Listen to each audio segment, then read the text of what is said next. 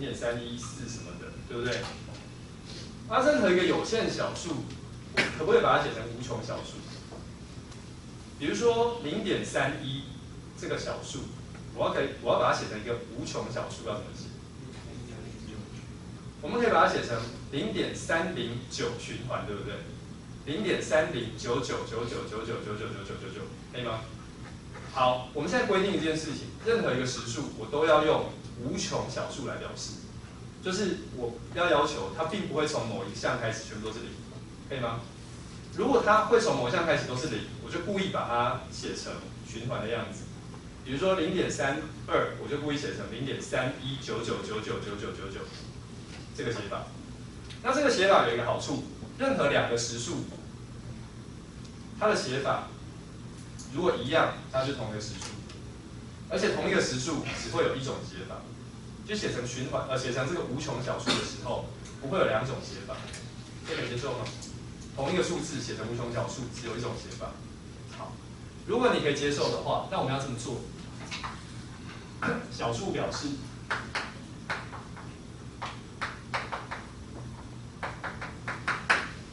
我们就把 R1 这个数字啊，这个实数小数表示写出来，它是什么呢？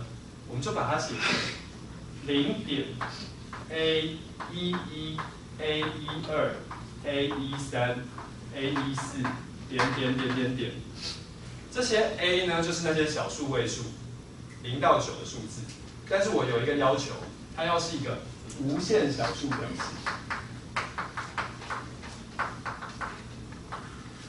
无限小数表示就是它不会从某一项开始全部都是0，可以吗？要求无限小数表示。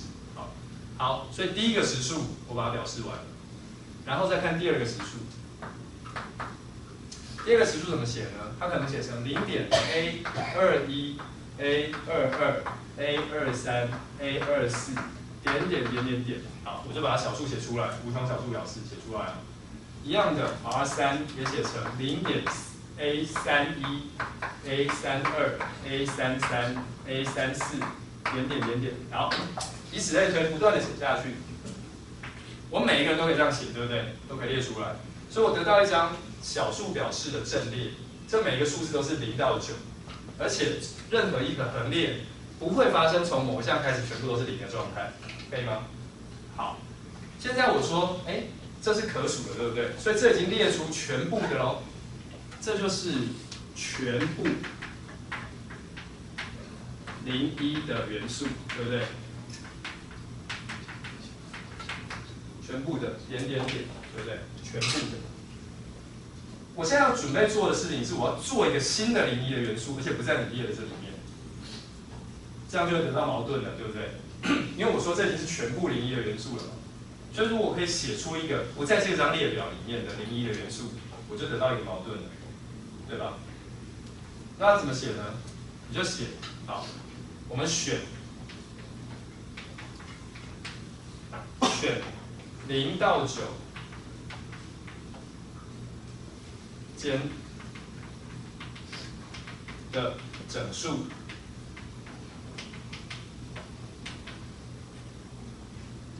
叫 B1、B2、B3点，使得 B1 不等于第一个整数，它不等于 A11，B2 它不等于 A22，然后 B3 不等于 A33，以此类推，可以吗？比方说，如果我的 A11是3，A22是4，这个是7，那我就要 B1 不要是3，然后这个不要是4不要是4，然后这个不要是7，可以吗？我就故意选一个。好，而且呢，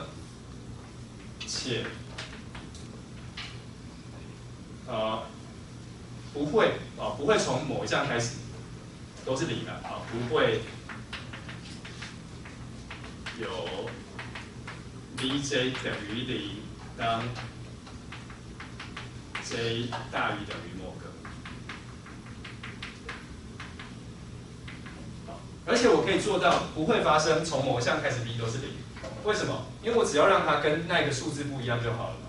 只要跟那个数字不一样，我一定可以选一个不是零的啊。好了，我就直接选它不是零就好了，好吧？且 dj 都不是零，可以吗？好，所以举例来说，如果说这个数字就是3，这个数字是4，这个数字是7，以此类推，对角线上都有，我就故意选一个 v1， 它不是3，v2 它不是4，v3 它不是7，我就故意这样写。我是不是找到一串 b， 对不对？于是这个时候，我就可以写出一个数字，这个数字呢，我就把它叫做 b， 它就是 0.b1、b2、b3、b4，点点点点点。我是不是写出一个数字来？这个数字是不是一个0、1之间的数字呢？你觉得？应该是嘛，因为它是0点多少，对不对？好，那当然了，为了方便，我故意让 b1 不是9好了，好不好？也不等于9，这总是可以做到的。它可以不但不等于 a11， 也可以不等于9，所以我可以确定不会发生0.9999999的情况，那就是1嘛。我不要啊，我可以确保不会发生那件事情。好，所以我现在写出来这个 b 以后，它是不是一个0、1之间的数字？是，因为它是0点多少多少多少，对不对？请问你它有没有在刚才的列表里面？没有，为什么 ？b 可以是第一个吗？不可以，因为如果它是第一个 ，b1 就必须要是多少？3，对不对？可是我故意就是选 b1 不是3嘛，因为不是 a11嘛，对不对？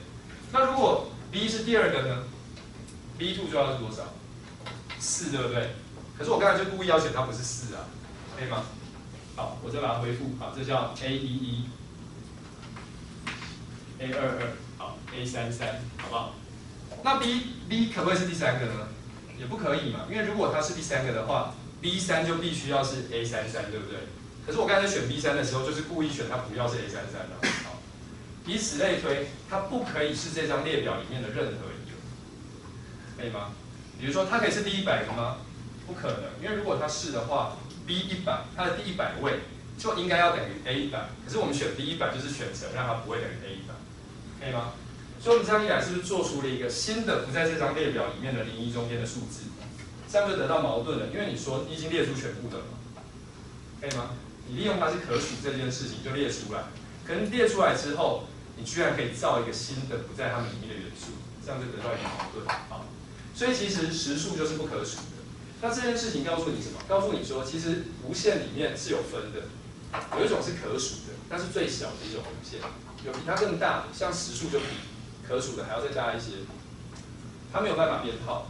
那有没有更大的呢？刚才第一 Q1 就告诉你说，有任何一个集合给你之后，我总是可以看它的幂集合，它的幂集合的基数一定不会跟它一样大，一定会更大。